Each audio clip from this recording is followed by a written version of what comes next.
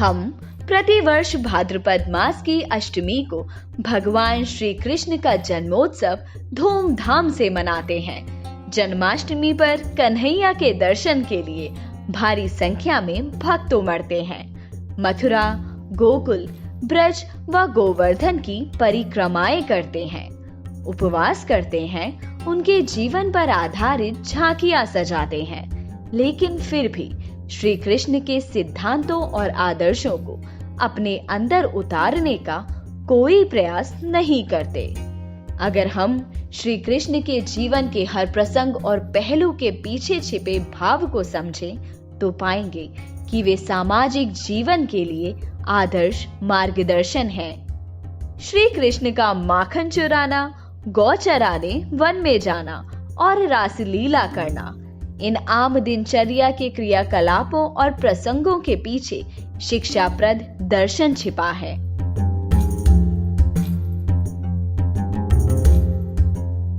भगवान श्री कृष्ण को गोपाल नाम से पुकारे जाना बहुत पसंद था।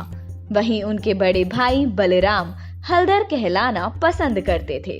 एक भाई हल संभालने यानी कृषि कार्य करे और दूसरा भाई गोपालन, यही भगवान श्री कृष्ण का भारतीय समाज की भौतिक उन्नति का मूल मंत्र है। भारतीय दर्शन में तो गोवंश को भारतीय अर्थव्यवस्था की रीढ़ माना गया है, जो आज भी उतना ही सार्थक और प्रासंगिक है जितना कि द्वापर युग में था। क्योंकि गाय यदि दूध न भी दे तो भी वैज्ञानिक प्रयोगों से यह साबित हो चुका है कि गौमूत्र, गोमेय और पंचगव्य से कई उपयोगी वस्तुओं का उत्पादन करके हम बेरोजगारी की समस्या को काफी हद तक दूर कर सकते हैं।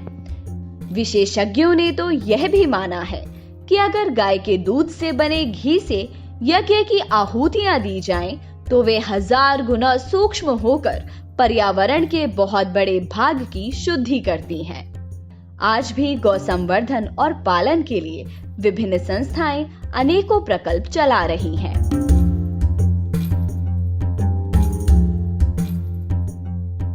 भगवान श्री कृष्ण ने महाराज युधिष्ठिर के राजसूय यज्ञ में चरण धोने, झूठी पत्तलें उठाने व भूमि स्वच्छ रखने का काम करके श्रम व सेवा की महत्ता का प्रतिपादन किया। श्री कृष्ण ने निष्काम सेवा के महत्व को समझाया। श्री कृष्ण स्वयं नंद के पुत्र थे। धनी समृद्ध परिवार में उनका पालन पोषण हुआ, लेकिन उन्होंने ग्वाल बालों को अपना सखा बनाकर सामाजिक समरसता का पाठ पढ़ाया। जब वे स्वयं राजा बने तब द्वार पर आए निर्धन मित्र सुदामा को अपने सिंहासन पर बिठाकर उनके पैर धोए, बिना बताए उनकी मदद की ताकि सुदामा के स्वाभिमान को चोट ना पहुंचे। उन्होंने निस्वार्थ भाव से दान और सेवा की और मित्र धर्म का आदर्श रूप समाज को समझाया।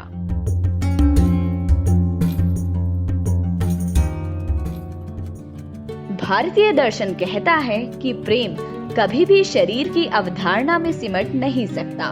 प्रेम हर बंधन से परे एक अलौकिक आत्मशक्ति है।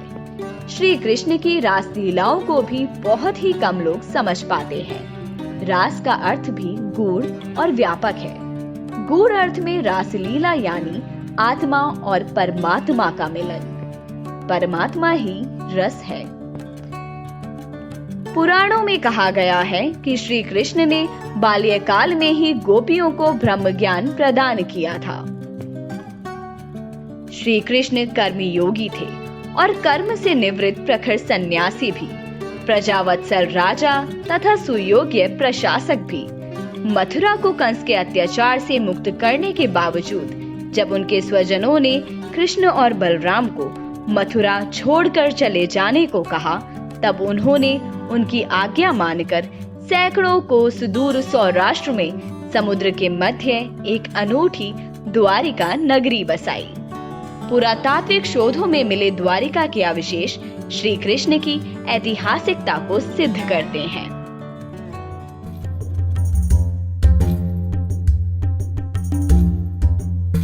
आजाद भारत में परमाणु ऊर्जा के साधक डॉक्टर होमी जहांगीर भाभा ने एक परमाणु ऊर्जा सम्मेलन में कहा था, मुझे श्री कृष्ण का चरित्र व उनका जीवन दर्शन अत्यंत प्रेरणा देता है।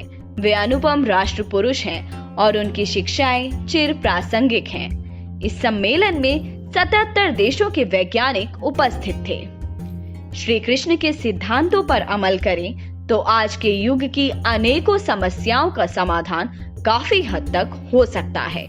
जन्माष्टमी के इस पावन पर्व को उत्साहपूर्वक मनाकर भगवान श्री कृष्ण की शिक्षाओं को जीवन में उतारें, तभी इस पर्व की सार्थकता है।